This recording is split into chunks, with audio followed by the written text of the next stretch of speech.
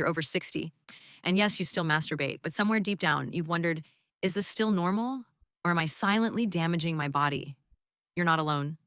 A recent study found that men over 60 experience 3 times more guilt and anxiety after masturbation compared to men in their 30s, and many silently fear they're doing long term harm, ruining their erections, draining their testosterone, and isolating themselves further one quiet night at a time. But here's the truth: masturbation at your age is not the enemy. The problem is how, why, and how often, and those 3 factors can either support your health or slowly erode your body, mind, and confidence. In this video, I'll walk you through what science really says about masturbation for men over 60. We'll bust the outdated myths, reveal what's safe, what's not, and how to know if your habit is actually hurting your erection's energy or emotional well-being. So, if you've ever had doubts or questions about your solo habits, drop number 1 in the comments to let me know I'm not the only one talking about what most men are still afraid to say out loud. And don't forget to like this video and subscribe so you never miss the kind of straight talk that helps you take back control of your body, confidence, and sexual health one step at a time. Now let's get started. Now let's set the record straight. Masturbation isn't just some embarrassing habit you carried over from your younger years. For men over 60, it can actually serve a very real biological purpose when it's understood and done right. See, your body at 60 is not the same body you had at 40. Your testosterone is naturally lower. Your blood vessels, including those that supply the penis, are stiffer and slower. Erections might take longer, feel less full, or disappear before you're ready. Your brain's dopamine system, what drives desire and reward, has also slowed down. And with all those changes, it's completely normal to feel not quite like yourself, but that's exactly why masturbation, when done mindfully, can be surprisingly therapeutic. It triggers the release of feel-good chemicals like dopamine, oxytocin, and serotonin, the very neurotransmitters that help fight off depression, reduce anxiety, and improve sleep. It increases blood flow to the pelvic region, which is critical for men dealing with sluggish circulation and mild erectile issues. And most importantly, it activates your pelvic floor muscles, the same ones responsible for firmness, ejaculation control, and even urinary function. Yes, masturbation can be your body's way of staying tuned up, but, and this is where the line gets sharp, it only works if you're in control of it, because when it becomes a habit driven by boredom, frustration, loneliness, or a desperate need to feel something, the benefits don't just disappear, they flip. What once supported your health now starts undermining it. That's the truth most men don't hear. And if no one's told you before, let me be the first: masturbation at your age can be healthy, but only if it's your decisions, not your escape. So, how do you tell the difference? What's healthy, what's harmful, and what crosses the line into damage? Let's start by exposing the myths that have misled men for decades. Because the next one might be the very lie that's quietly destroying your confidence. It start with one of the biggest fears I hear from older men, and probably the most misunderstood. 1. Masturbation lowers your testosterone. You feel it slower mornings, a less drive, less spark. You wake up and don't feel like the same man you were 20 years ago. And when that old guilt creeps in after you masturbate, it whispers, maybe you're draining your last drops of manhood. But here's the science: that's not how testosterone works. Yes, after you orgasm, testosterone can temporarily spike and then it naturally returns to baseline. But this rise and fall is normal, and more importantly, it doesn't cause any long-term drop in your overall testosterone levels. What actually causes testosterone to decline? Time. After age 30, your levels decrease by about 1% per year. It's a slow, natural biological process, not something caused by sexual activity solo or partnered. And let's be clear, giving up masturbation will not save your testosterone. In fact, the opposite might be true. Some men, out of fear, cut it out completely, thinking they're preserving something. But what they often end up preserving is frustration, emotional stagnation, and in some cases, a creeping sense of disconnection from their own bodies. It can lead to stress, irritability, poor sleep, even depression. You stop engaging with your body, and over time, it stops engaging with you. So let's reframe testosterone. It's a piece of your overall health, but it's not the whole story. Mental well-being, confidence, blood flow, muscle activity, those are all part of the equation. And healthy sexual expression, including masturbation, can support those things as long as it's intentional, not compulsive. Now that we've cleared that up, let's move on to a fear that hits even deeper and affects your confidence in ways most men never talk about. 2. Masturbation causes erectile dysfunction. You probably didn't even notice the first time. Maybe it took longer to get hard. Maybe it wasn't as strong. Maybe it didn't last. You brushed it off, but over time, something started to feel off. And when it did, your mind went straight to the one thing you could control: masturbation. Was that the cause? Let me be honest, occasional masturbation isn't the problem. In fact, it's often the opposite. It helps maintain function, keeps blood flow healthy, and exercises the pelvic floor. But, and this is a crucial distinction, it becomes a problem when it turns into a compulsive pattern, especially when paired with high intensity porn. Here's what happens: pornography trains your brain to expect constant novelty, instant escalation, and exaggerated scenarios. You flood your brain with dopamine, and your nervous system, like any system, adapts. Eventually, the real thing, touch, smell, emotion, doesn't fire the same circuits. This phenomenon is known as porn induced erectile dysfunction, and it's especially damaging as you age. Why? Because by 60, your body is already dealing with decreased nitric oxide, slower circulation, and more effort required for arousal. Add to that a brain that's been trained to only respond to fantasy, and you've got a dangerous combo. You may still get hard when watching porn, but in real life, your body just doesn't show up. That disconnect can be devastating. You start to fear intimacy. You avoid encounters. You go back to what feels safe for porn and solo release, and the cycle continues, digging you deeper into performance anxiety and emotional isolation. But here's the good news: this pattern is reversible. Start by cutting back or eliminating porn. Reset your brain's response system. Shift your focus to sensations that mimic real connection: slow, mindful, emotionally present. Change your routine, don't rush. And support your body with practices that improve pelvic circulation, walking, pelvic floor exercises, even stretching the hip and gluteal muscles to release tension in the region. You don't need a pill, you need a reset. And once you start that reset, you may notice something else. Not only are your erections slower, but your sensitivity isn't what it used to be.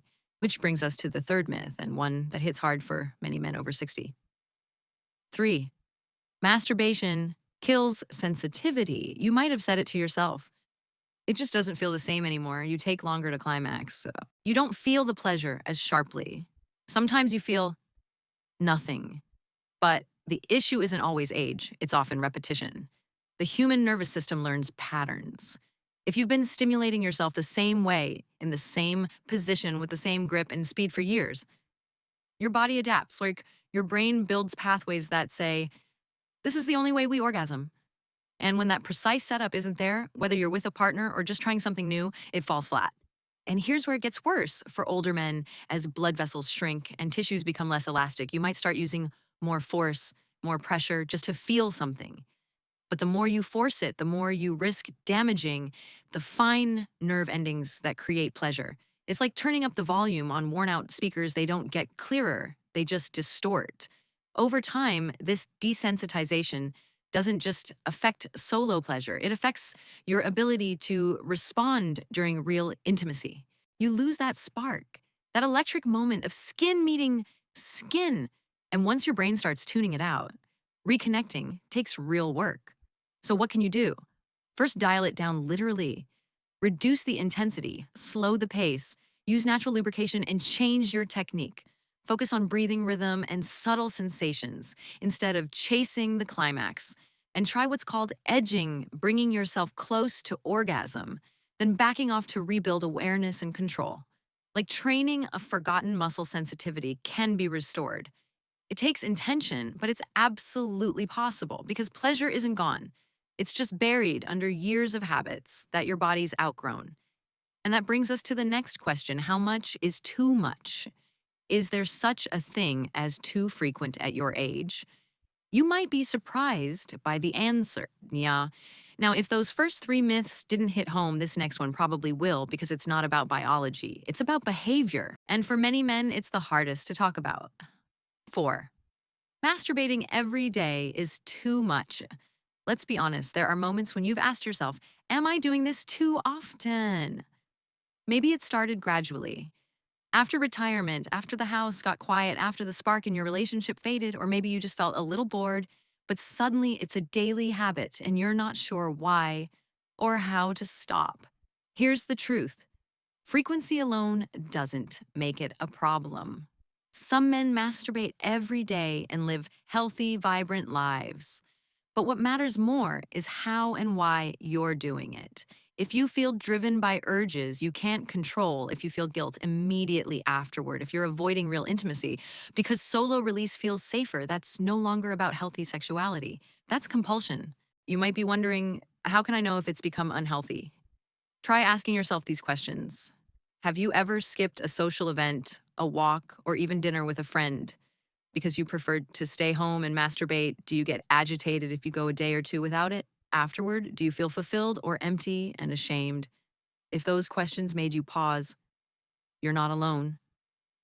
Many older men fall into patterns of compulsive masturbation without realizing it. And over time, it can chip away at your energy, your confidence, even your ability to connect with others.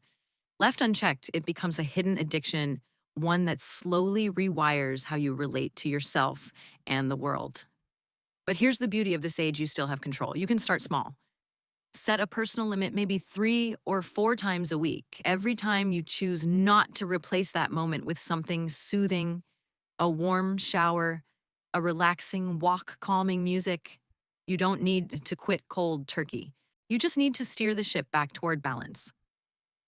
And speaking of balance, that brings us to a deeply emotional myth that sits at the intersection of sex shame and love. 5. If you still masturbate, something's wrong with your marriage. It's a quiet fear. You've been with your partner for decades, but you still masturbate and you hide it. You feel guilty. You wonder if it means you're no longer attracted to her. Or worse, that you're betraying her. But let me ask you this: since when did physical intimacy become a zero-sum game? The truth is, your sexual self doesn't disappear just because you're in a relationship. You're still a man. You still have private thoughts, emotions, and needs that aren't always linked to your partner. Masturbation isn't a rejection of her, it's a way of connecting with yourself, of regulating stress, of exploring what feels good. And research backs this up. A study published in the Journal of Sex Research found that over 70% of men over 60 in committed, satisfying relationships still masturbate regularly, at least once a week. And guess what? Those same men reported higher levels of sexual satisfaction in their relationships. The real issue isn't whether you masturbate, it's why. If you do it to avoid closeness, or if you find yourself mentally comparing your partner to porn, then yes, there may be a disconnect that needs attention. But if you masturbate because it's your own moment of peace, exploration, or relief, that doesn't mean there's anything wrong with your marriage. In fact, it might even help you bring a more relaxed, confident presence into your shared intimacy. The key is communication. Talk to your partner not with shame, but with honesty. Explore different forms of closeness, massage, touch, just laying together and sharing silence. And if the distance between you feels too wide, don't be afraid to seek guidance. A good therapist who understands sexuality in later life can work wonders. Now, as we come to the final and most deeply rooted myth, I want to speak directly to the man who still feels like he's doing something wrong, even when no one else is watching. 6. Masturbation is shameful and immoral. This one runs deep. If you grew up in a strict household under the weight of religious guilt or outdated sexual education, masturbation may have always carried a shadow. Maybe you were taught it was dirty. Maybe you were punished for it. Maybe to this day you feel a tight knot in your chest after you do it, like you've committed a secret sin. But here's the truth, grounded in science and in compassion. Masturbation is a normal biological behavior. It is not a moral failure. Those feelings of guilt didn't come from your body. They came from someone else's beliefs planted years ago and never questioned.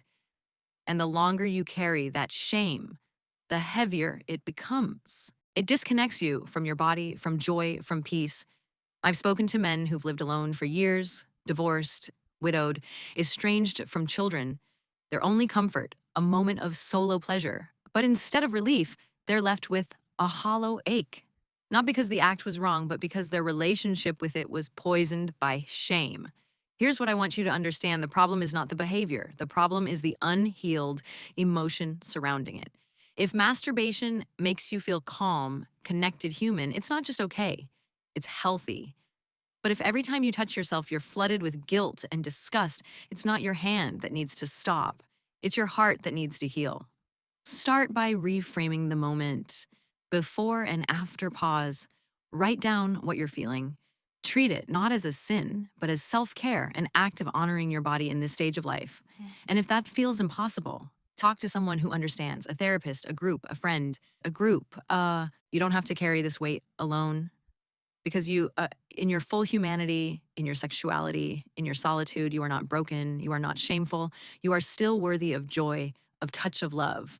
And that, my friend, is where real healing begins. So now that we've unpacked the 6 most common myths about masturbation after 60, you might be thinking, if it's not immoral, if it doesn't wreck your testosterone or ruin your marriage, what's the catch? Here's the truth that most men never hear. The danger isn't in the act itself, but in why, and how often you do it. Because when masturbation becomes a routine escape, a quick fix, or a substitute for real connection, it doesn't just affect your bedroom, it starts to change your brain, your social life, and even your body in ways that are subtle and often silent. Let's dive into what really happens when the balance tips, starting with the control center of it all, your brain. 1. Brain fatigue. When dopamine burns out, motivation disappears. You know that feeling right after you climax. The sudden drop, the emotional blank space. At first, it might seem normal, but over time, it starts to feel different, less satisfying, more draining. You might ask yourself, why does it feel so dull now? Or why do I feel worse after not better? It all comes down to dopamine, your brain's feel-good messenger. When you masturbate and reach orgasm, your brain releases a surge of dopamine. That's what creates the rush, the craving, the high. But every spike is followed by a drop. And as you age, your brain gets slower at recovering. In younger men, dopamine replenishes fast. But for men, over 60, production naturally declines and the recovery window stretches longer. So if you're masturbating frequently, your brain never really catches up. What starts as pleasure turns into emotional flatness, mental fog, and eventually apathy. This isn't just about sex, it bleeds into everything. You stop feeling excited about hobbies, you lose your drive to socialize, you struggle to concentrate. And the more you chase the dopamine high through fast, easy self-stimulation, the more your brain becomes numb to the richness of real life. That's not harmless, it's a rewiring of your reward system. And unless you slow down and reset, it slowly strips you of curiosity, motivation, even joy. And when joy fades from the brain, it begins to fade from your relationships too. 2. Isolation, choosing quick relief over real connection. Let me ask you a tough question. When was the last time you felt truly connected to someone, not just physically, but emotionally? For many older men, the answer is painful. Divorce, widowhood, grown children who've moved away. It's easy to feel like life has grown quieter, lonelier. And in that silence, masturbation can seem like the perfect coping tool. It's easy, it's private, it doesn't require conversation, rejection, or vulnerability. But here's the trap. The more you use solo pleasure as a substitute for connection, the harder it becomes to reach for real human intimacy. Because self-stimulation offers an illusion of comfort, but it demands nothing from you. No dialogue, no mutual care, no emotional risk. Over time, your brain stops craving company. You convince yourself you're better off alone. And yet deep down, the ache remains. I've worked with men who say, I still have desire, but I just don't know how to be with someone anymore.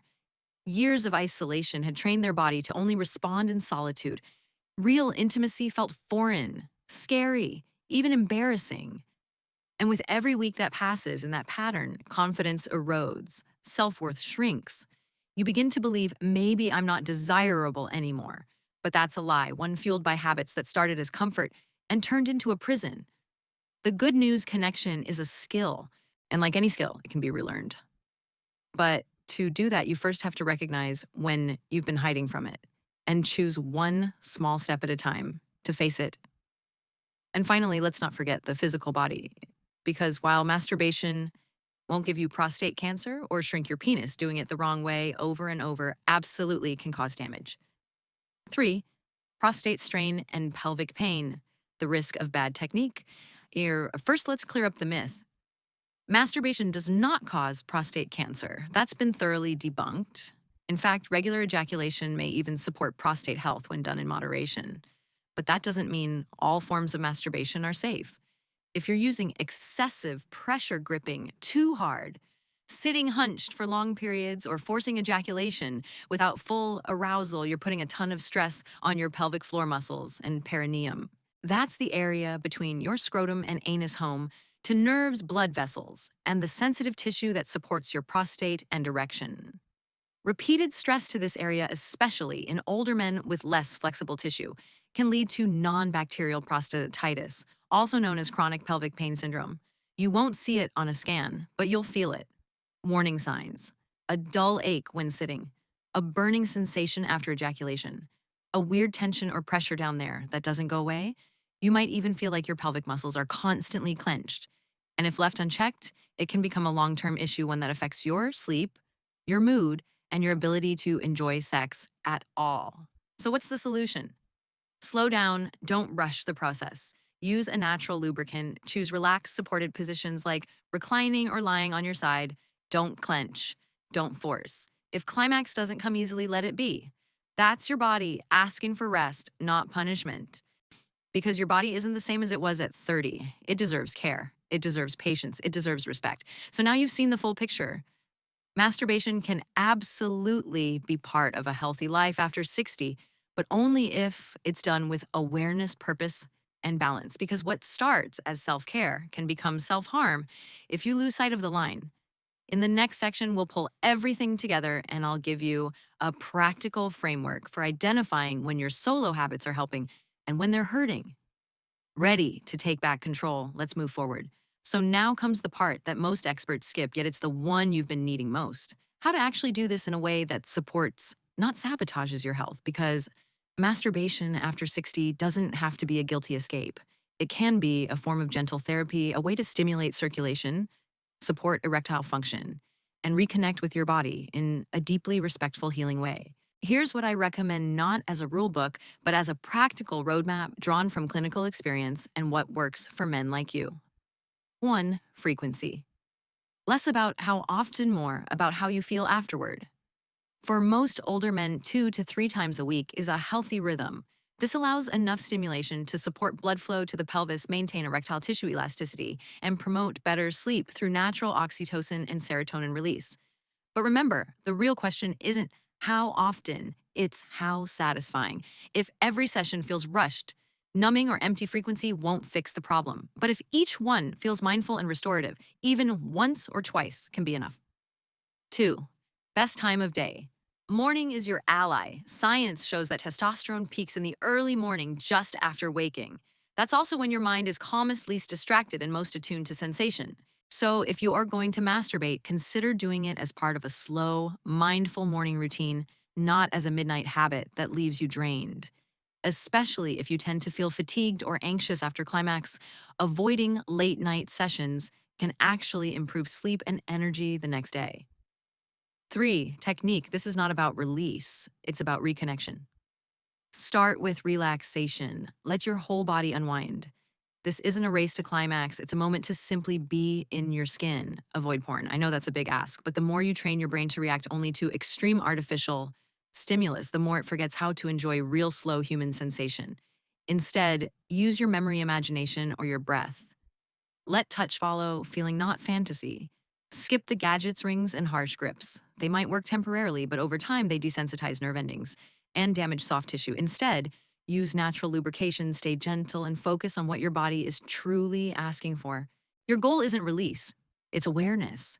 Use each breath to tune in. Feel where pleasure lives. Allow your body to lead. This is how healing begins. 4. Positions. What supports circulation and prevents strain? The best position: lying on your back with a soft pillow supporting your lower back and your legs elevated or rested on a wall or chair. This opens the pelvis, reduces pressure on the perineum, and encourages blood flow to the genitals. Avoid hunching over in a chair or squeezing your thighs together. That compresses nerves and soft tissue in your pelvic floor, leading to chronic tension or inflammation. Think of this not as a guilty pleasure, but as a form of self-care. A gentle stretch for your nervous system, a tune-up for your body's most overlooked muscles. You've taken care of others for decades, this part of your life. It's about taking care of yourself without shame, without rush, without apology. You see, sexuality doesn't vanish after 60. It evolves, it softens, it deepens, it calls for patience and presence, and sometimes the very act of touching yourself, not out of boredom or habit or escape, but out of curiosity, gratitude, and care, can be the first step to reclaiming that part of you. So if you've ever asked, is it okay to still do this? Know this, you are allowed to feel. You are allowed to enjoy. You are allowed to heal. Masturbation, when done mindfully, is not a sin. It's not a flaw. It's a bridge back to your own body, back to sensation, back to the quiet dignity of being fully alive right here, right now. And if that resonates with you, if any part of today's message helped you breathe a little easier, I'd love to hear from you. How did today's content resonate with you? Did anything make you reflect more deeply on how you care for your health? Feel free to share your age, your year of birth, and where you're watching from in the comments. We truly value getting to know our viewers better so we can continue bringing you meaningful insights and practical tools to support your well-being every single day. And if you found today's message helpful, don't forget to subscribe so you never miss out on the kind of content that helps you live healthier, longer, one day at a time. Until next time, be kind to yourself. You deserve that now more than ever.